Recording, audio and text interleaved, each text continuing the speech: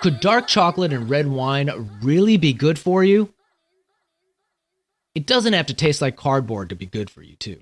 Eating healthy used to be a chore. The natural misconception was that what's classified as food that's good for your health probably tastes awful. However, as a result of breakthrough research studies, it's come to light that what once was considered to be a vice, a guilty pleasure, could actually help people lose a few pounds and prevent as well as cure other diseases. What are these hidden treasures people not only crave but are essential to life longevity as well? The answer may shock a lot of people, but these things that are for pleasure and good for you too are none other than red wine and dark chocolate. Dark chocolate is good for what ails you and so much more. Health has always been a deep concern to so many individuals, but with insurance rates going through the roof, hardly anyone can afford to get sick anymore. Thus, the popularity of making use of immunity boosters and home remedies has made a sudden comeback.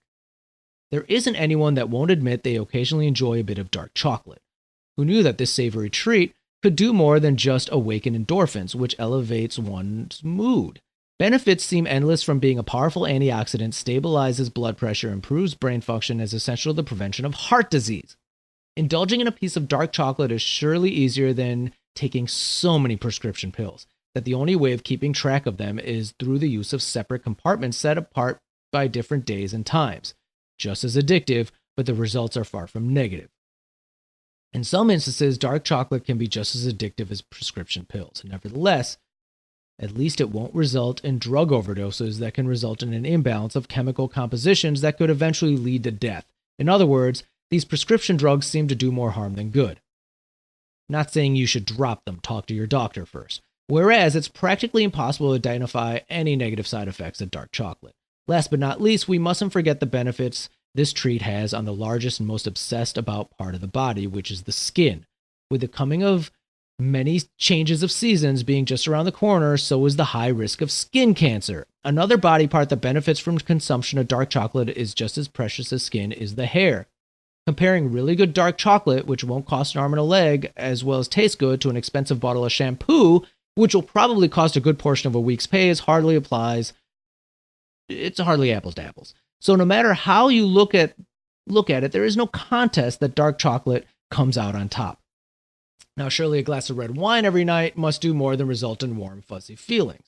For those of you who do enjoy a glass of red wine after dinner every night, you'll be glad to know that yes, warm, fuzzy feelings are not all you'll get from this popular indulgence.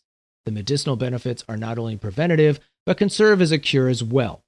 These can range from increases to sharpness of mind, improve bone health, fight against the high blood sugar, which can ward off diabetes, and most surprisingly decrease the chances of contracting ovarian cancer, as well as cure the cancer cells if they're already present.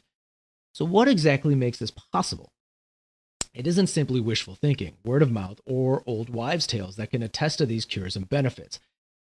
As with any medicinal product, there are certain compounds at work. Theobromine, which is otherwise known as xanthose, found in dark chocolate, widens the blood vessels, thus decreasing the causes of leading cause of death in most Americans, which is heart attacks and heart disease.